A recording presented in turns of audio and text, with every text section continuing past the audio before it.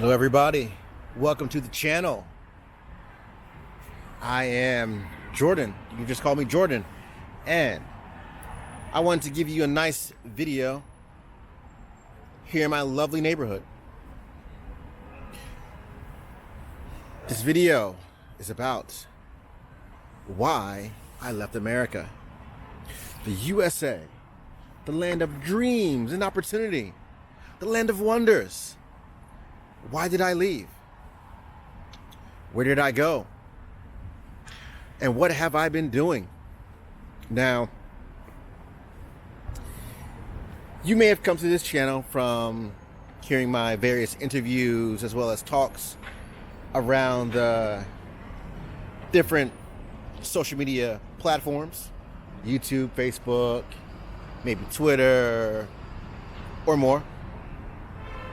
But I wanted to give you more uncandid truth. I wanted to give you more honesty about why I left America. Let's start with number one. Safety. If you look where I'm at now,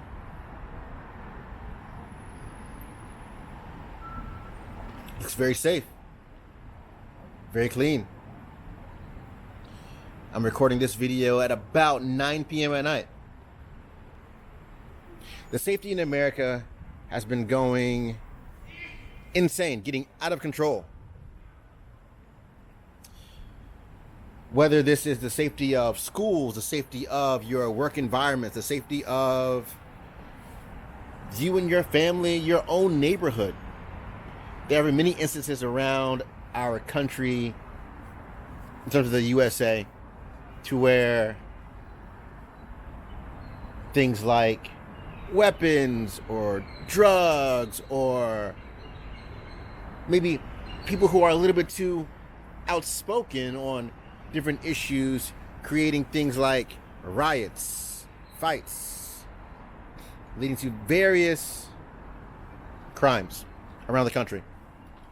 This is not good. I did not like these things, so one of the many reasons why I'm here abroad, I decided to leave. Now, one of the many reasons why I thought it was becoming unsafe was that I was experiencing things from violence in communities, violence in different school areas I was seeing, violence in just different neighborhoods. I was seeing the news reports of just different incidents, different altercations. I'll give you a couple examples. One day I'm reading a post from our news authority, our police in specific. The report went something like this. Today we have an incident in our local mall. I want you to be vigilant and stay concerned when you are in these different areas. Be ready, because in this particular instance, we had two people who were upset with one another. They were arguing, and they decided to pull out weapons on each other in a public setting. So they drew guns and they started firing, open fire, in a mall, in a store, causing mass pandemonium, chaos in the store. From that moment on, we started having more signs of no weapons, as well as the weapon checks in our mall. Another instance which I tell sometimes on occasion is that there was violence amongst the sexes, amongst the different genders here, male, female, violence. What do I mean by this? This might seem strange, male and female violence.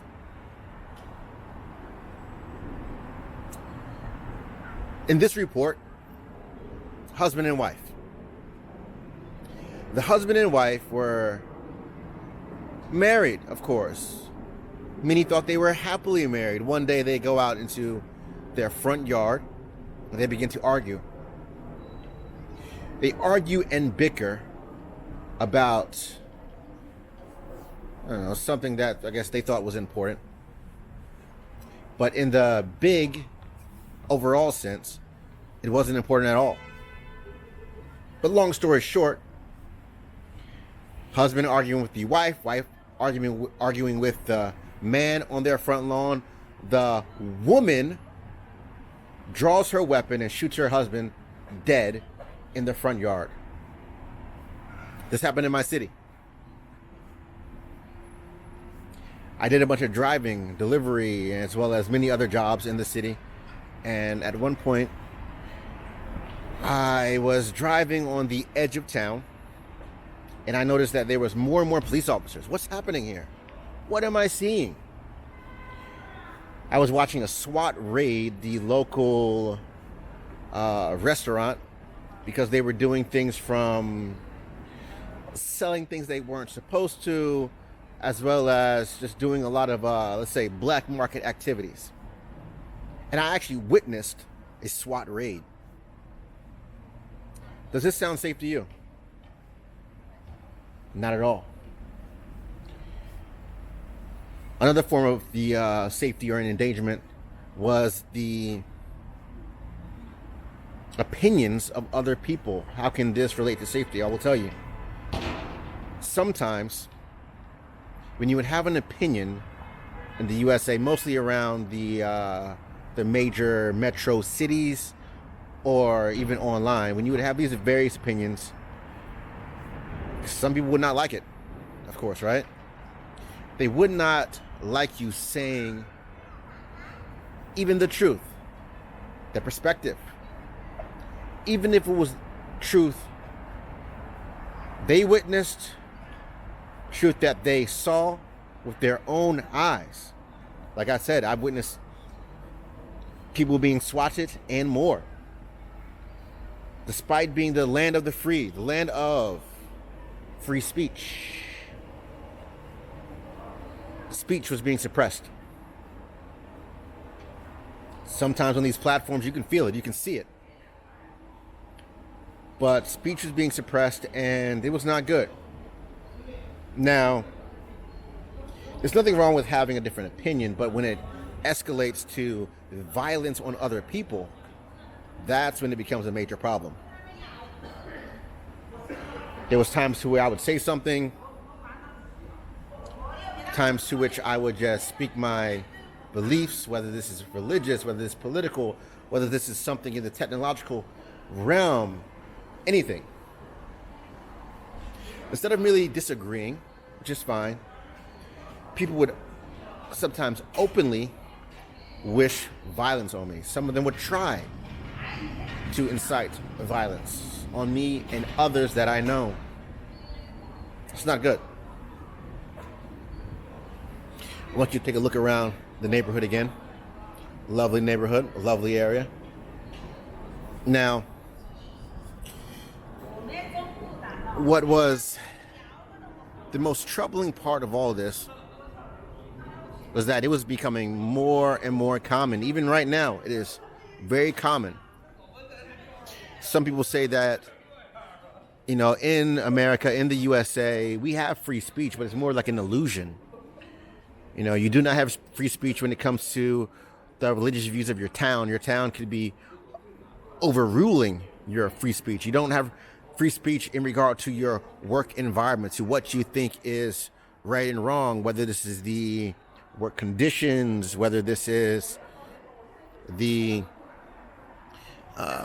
safety and well-being of your neighborhood.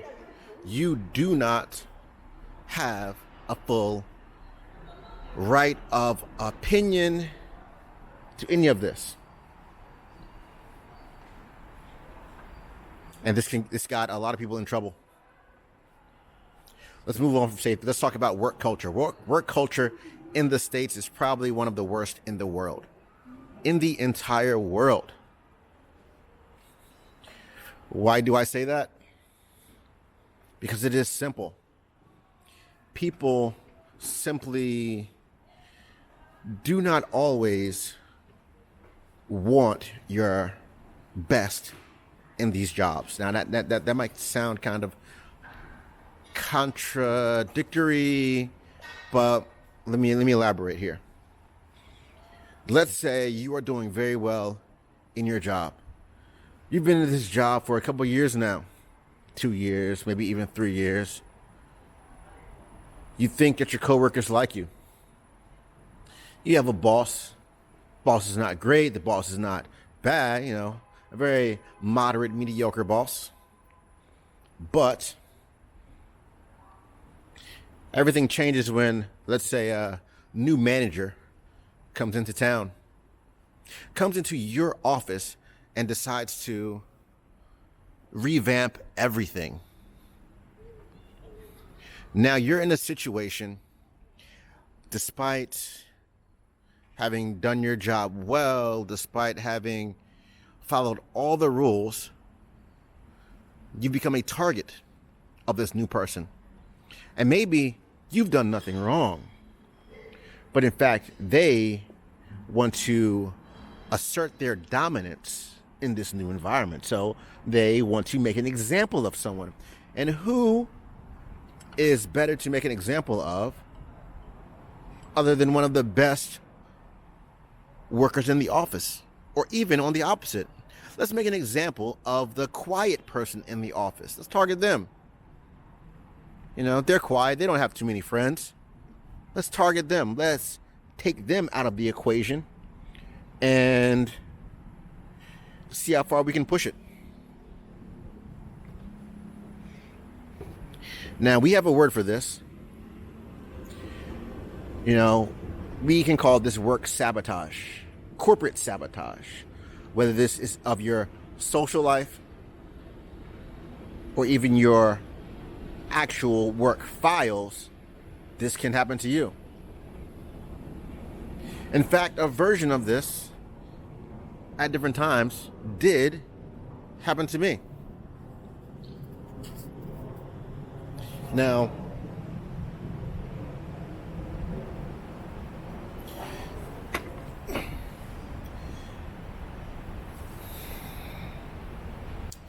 what I'll tell you is that I worked for a company at one point.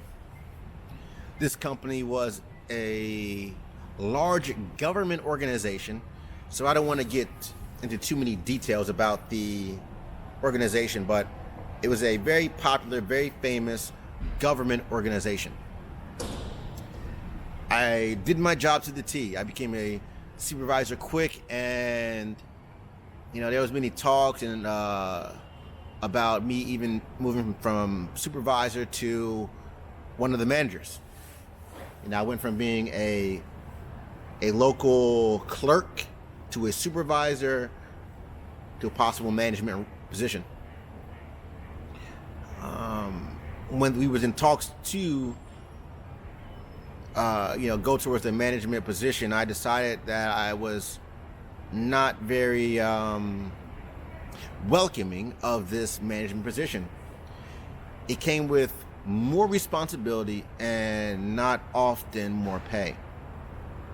So my perspective was, why should I take on more responsibility for the same or maybe $1 difference in pay? Okay, that $1 will add up at the end of the month. Maybe you will get an extra $100 or $200. Sure. But let's fast forward now. I did my job well, and I was in charge of, I'll say, a bunch of military installations. And it was going well. I will say I had nothing wrong with this project. I had nothing wrong with this project. Now, on the topic of work sabotage, that's where it became tricky. Even though I had no problem with it, some people, whether it was supervisors or even a manager or two, they would look at my project files, look at my folder, and see a long list of open files. Despite myself finishing the quota for the day, maybe we had to do maybe 20 files per day at least, maybe. Okay, I would always get my quota, but it would look like I would have maybe a few hundred extra files in comparison to other clerks or managers. Now, what ended up happening was that one of the managers, like I said, a new manager was recently promoted, comes in, and she decides that she wants to make herself look good, make herself feel good in the eyes of the company, in the eyes of everyone. So what she ended up doing was taking probably 40% of all of my project files. She took them, moved them under her name. She quickly closed them all out, as well as closing a lot of the files attached to my name, and claimed that, look, I have all these files. I finished these files that Jordan could not do. Unbeknownst to her, she did not understand the project at all, because there was a reason why there were so many of these files. And the reason was that the military organization had a hierarchy, and all of these files was under the control of one particular captain. So it was more than just a matter of closing the files out quickly and putting it out of mind.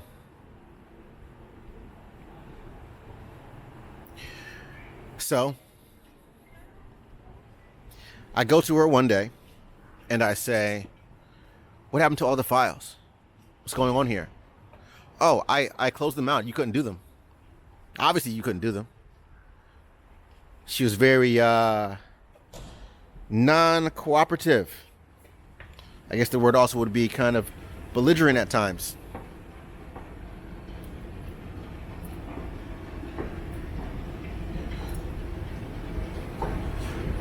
I go to her again and I say, you do not understand these files. You do not even do them right. Do you even have the proper information in the files? Of course, she could not answer these questions or the other questions because she thought it was all the same file, duplicated many times.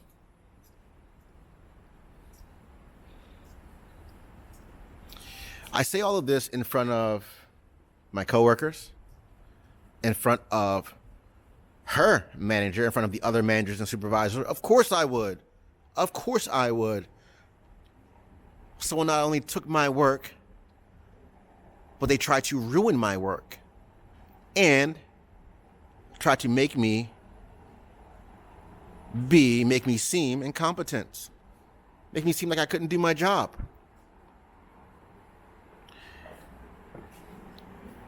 Of course, it was proven that I was right. I was doing my job correctly. In fact, I was waiting for the authorization of the military organization and their hierarchy to, let's say, give clearance in these different installations of what we were doing. Corporate sabotage. Another instance here. I was working for an architecture company. I do not need to give names, of course, but I was working for an architecture company. I thought everything was well. The way it works in the offices is that usually you will have the architect. The architect is doing a lot of networking or in charge of the,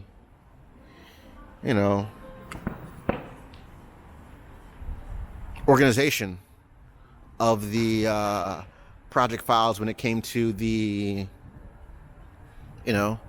companies we were working with. So the main architect would go talk to whoever it is was in charge of the company and put everything together, all the information, gather all the information, give it to us in the office. This office in particular was small. It was small. We probably had 5 employees, but we still had the designers. I was one of the designers. We had a supervisor. And of course, the main architect, I guess you could call him the manager, but we would call him the principal, the owner of the company, the owner of the business.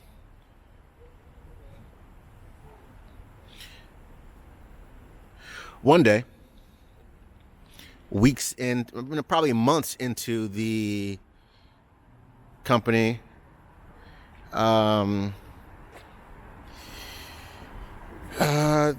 from the beginning, the boss, the architect would say, if I had any questions and the architect wasn't there, of course, you report to your supervisor. This is almost common sense, right? You report to your supervisor if you have any questions. Seems simple, right? No, not at all, because work sabotage, corporate sabotage. Corporate sabotage. How, you might ask? Well, in this case, I was a young architect, a young designer, working towards my license.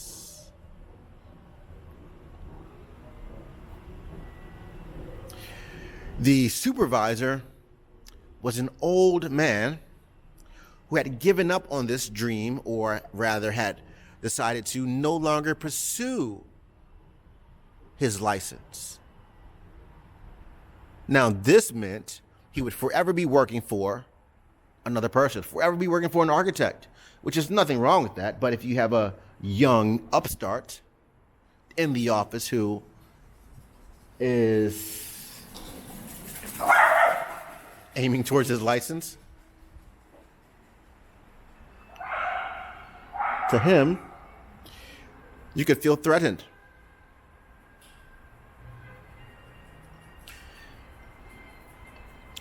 But there was nothing really threatening about what I was doing.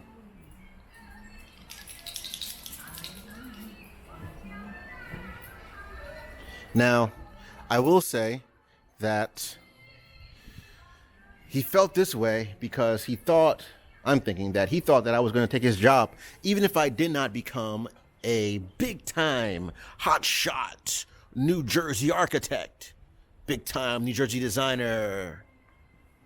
I could at the very least take his job, right? A younger and more qualified person in the office having credentials that he did not have. So what did he do? Corporate sabotage, work sabotage. How so? Well, remember how I told you that the boss said, report to the supervisor. Report to the supervisor if you have any questions. Well, the supervisor began to give me bad advice, bad instructions. So when the principal, the boss, would come into town after his long day out networking, it would seem that my work was incomplete, or I did not do enough, or the file was here instead of there. He purposely made my job go awry. Ultimately, I ended up leaving this job, mostly for other reasons, but this was one of the deciding factors that made me leave. Why should I stay in a company where my direct supervisor is against me? It's making me feel unwelcomed. It's making me do unsatisfactory work in the eyes of the owner. Well, this is where we have to be careful about all of these things. This could happen to anybody. This could happen to you. I'm sure this has happened to some of you. Now, the last thing I'll touch upon is rent. Rent's a big one. That'll be the last thing I'll touch upon in this video. Rent. I'm sure you've seen this Nice area that I've been walking around. Nice footage here. Nice host here.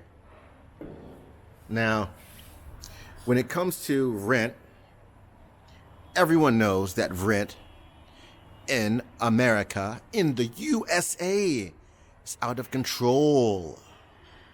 Is insane. The amounts of money that we have to pay for the quality that we get. For the quality of housing, for the safety factor, for the amenities. I live in this wonderful area and I only pay about $800. We've been walking around a part of my neighborhood. $800 for this wonderful, safe environment with stores and more all around. Bank, pharmacy, grocery, mall, cinema, and for the most part, the best part, peace and quiet. In America, your average house, mortgage for a 2-bedroom house, if you're lucky, could be $900 to $1,500 US dollars, $1,500. I know for a fact that in North Carolina, and specifically, you can pay $1,250 for a 3-bedroom house mortgage. You think this is a good deal? This could be a good deal, but access the infrastructure in some of these areas like North Carolina, Utah, Missouri, New Jersey, even the good old New York City, the access is not good. And I mean access, I mean availability of buses, trains, the amount of cars on the highways. Maybe you do find a nice house, a nice apartment in a nice area, but now you have to commute to your work 1 hour and 15 minutes one way every day. So, meaning your commute could be anywhere from 2.5 hours to 3 hours every single day. I personally know people who have done this. And you know what they tell me? You know what you've told me? You've told me that it's not good. You've told me to do my best to make as much money as possible, but as close to your work, as close to your home as possible, as well as doing your best to limit your hours, because those of you who do have this 2.5 hour commute, 1 hour commute, even here where I'm at, some people still have a 1 hour commute one way, back and forth. That adds an extra 2 hours to your day. If you're working a typical 6 hour, 8 hour day, 8 hours of work, 30 minutes of lunch plus 2 hours of commute time, you have lost 10.5 hours of your day every single day.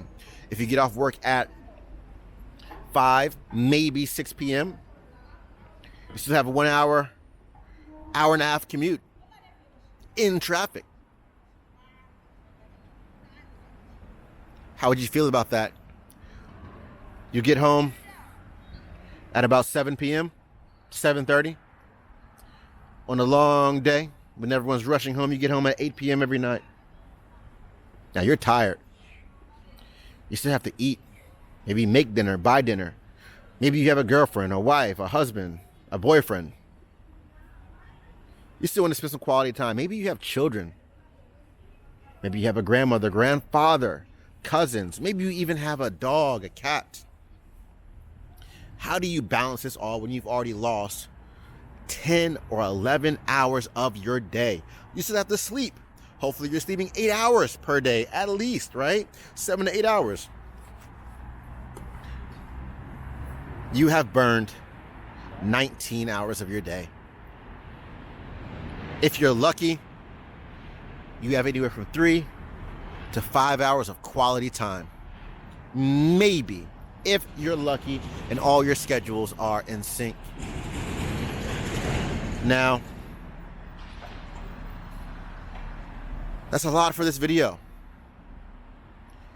But these are the big 3, at least for now, of why I left America. I will say that these items are not in any order, because they're all of equal value, safety, work culture, and rents. All of these things are too complicated. But hopefully you have enjoyed this half-hour special, unscripted, honest review here. I hope that you have enjoyed the beautiful, nice, safe, wonderful city that I'm in. We'll talk about the city later, but I hope you've enjoyed this. There'll be many more. Part 1 of why I left America. And as a clue, if you can tell by the signs, I'm in Asia. But you wouldn't think that, you wouldn't know that by our news. But we'll get into the news on another day, because the news could be one of the other reasons why I had to leave America. Propaganda, my friends, propaganda. I hope you have a wonderful day, a wonderful night, and an extraordinary life. I wish you the best, and to keep being the most wonderful version of yourself that you can. Eat healthy, sleep well, and always follow your dreams, my friend. Until next time, I am your mentor. This is Mentor Inspired. Your host, Jordan. Until next time, my friends. Goodbye.